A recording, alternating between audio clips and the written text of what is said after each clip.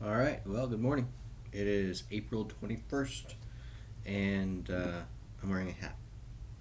So that's the big news of the day. My hair has become so long that I don't even know how to comb it anymore. But it's not long enough to not be like, you know, poofy. So here we are. Okay. Today will be a short one, I think. We're talking about the middle section of the Metamorphosis, chapter 2. And in your journal, you are supposed to be examining Gregor Samsa's guilt and shame and how that shows up throughout this section.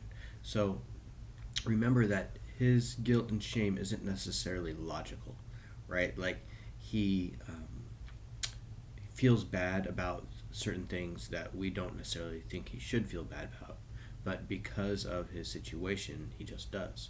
And yeah, it's probably not that unlike reality, right? Like, I mean, oftentimes we feel guilty or shameful about things that other people are confused about why we would even feel that way.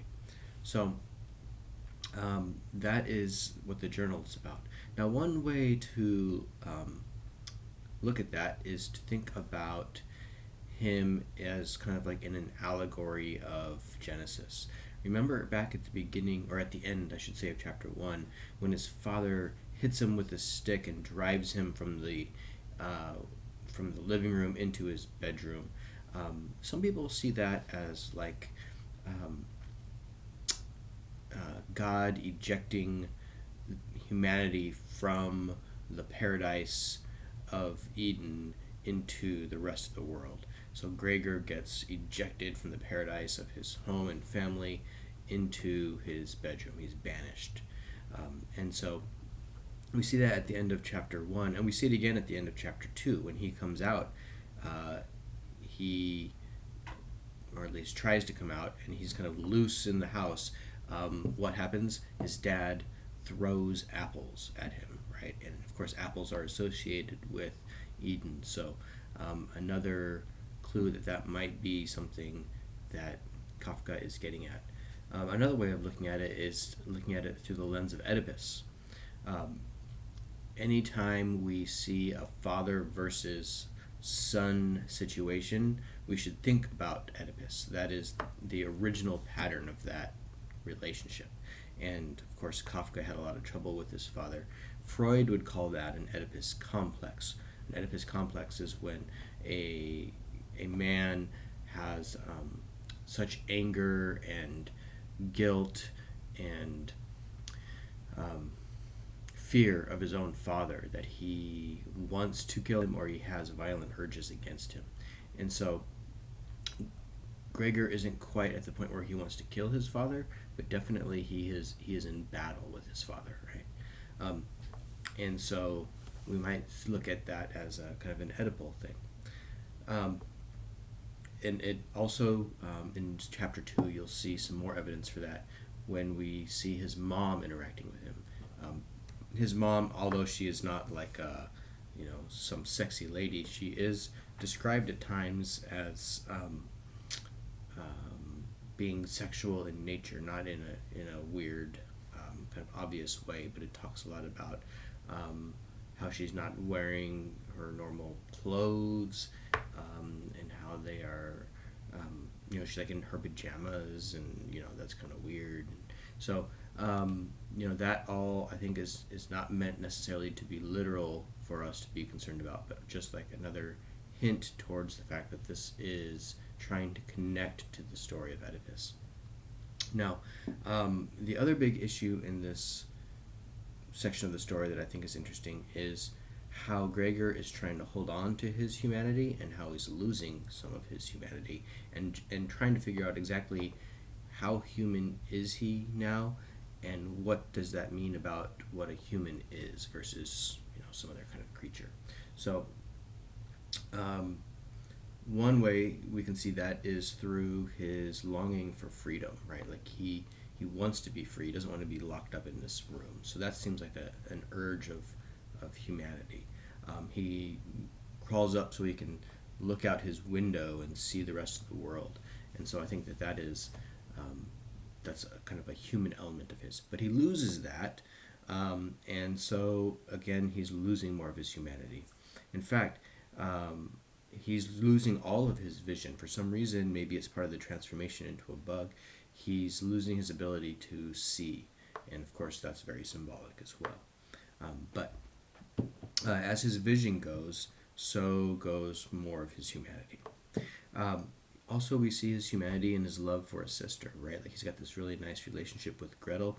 She is kind of heroic in the sense that she cares for him, and even though he's a giant bug, she's willing to go into his room and try to figure out what it is that he can eat, and try to make his existence as comfortable as possible. She tries to figure out, well, maybe we should get rid of this furniture because he likes to crawl on the walls and stuff, and it's in his way.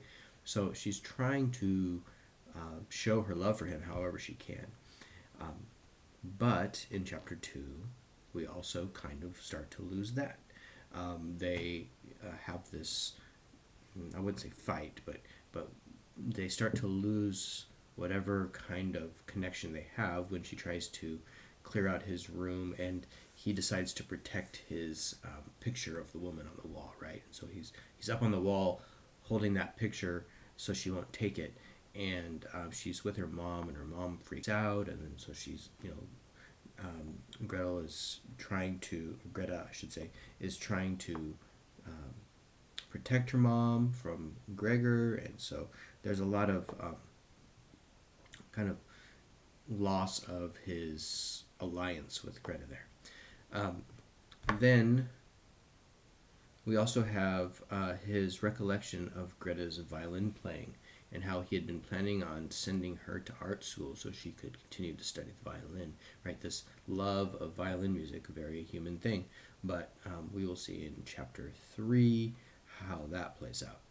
And then another way that I already mentioned a little bit about how he has maintained some of his humanity is his love for this woman on his wall. The picture he pulled out of a magazine and put in a frame on his wall. First of all, I don't know if I mentioned it last time, but how sad is that, right? Like, he doesn't have a friend or a girlfriend to have a picture of to put on his wall. No. Instead, his picture frame has an advertisement of a woman in it. But that woman represents for him kind of the ideal mate, right? And she's very sophisticated. She's wearing furs. Maybe something there about, humanity versus creatureliness there, that she's wearing fur. But be that as it may, that's the thing that he wants to protect when Greta and her mom start to empty out his room.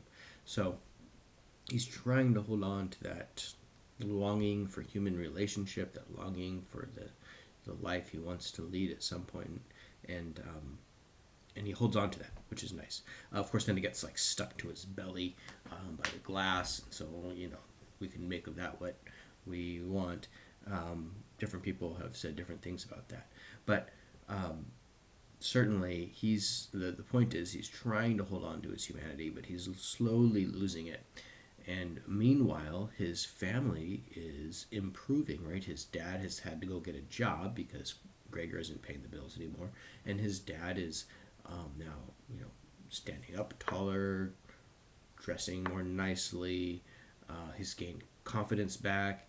He's becoming more powerful, and his sister has taken initiative, and she's been, kind of in charge of the family and trying to get everybody organized. So the rest of his family is actually doing better because of Gregor's kind of sacrifice, you might say, as we talked about last video, in being this creature that they all can hate together.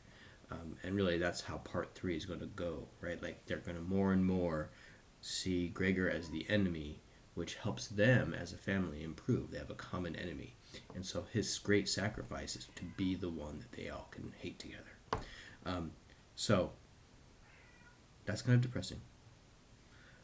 Anyway, hope you enjoy it. It's kind of, you got to see the humor in it too, right? Like, I haven't been talking about that, but it is kind of funny that this guy is this giant bug and he's in there and trying to figure out how to do life as a bug. So anyway, enjoy the humor of it, and I'll see you tomorrow for chapter 3.